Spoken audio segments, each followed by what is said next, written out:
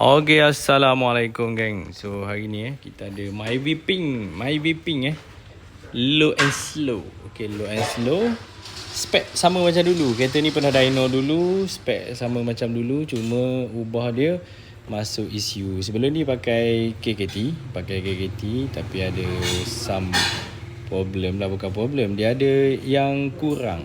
Jadi bila kita pakai upgrade kepada Max ECU Mini. Max ECU Mini, lepas kita pakai Max ECU Mini, tukar injektor. Lepas tu tuning balik. Sebelum ni boost 1 bar je. Lepas tu kita tukar wastegate, tukar 3 benda tadi. Bukan 2 3 benda. Wastegate, TDC, injektor dengan Max ECU Mini. Okey. So nak tengok video untuk tuning, jangan lupa like, share, komen dengan kena subscribe sekali lah turbo.com. Okey, jom. Okey geng, yang ni low boost low boost.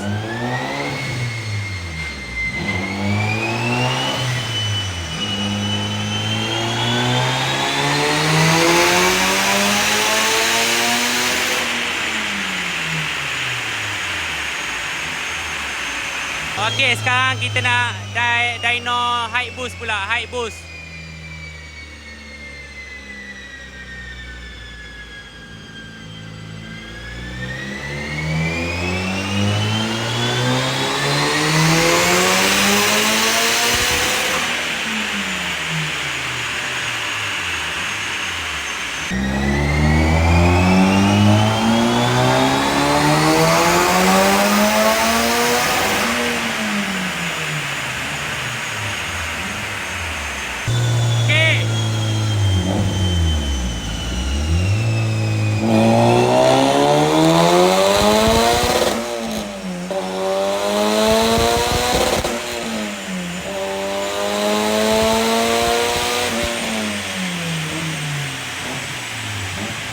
Okey, alhamdulillah ni selesai sesi dyno tuning.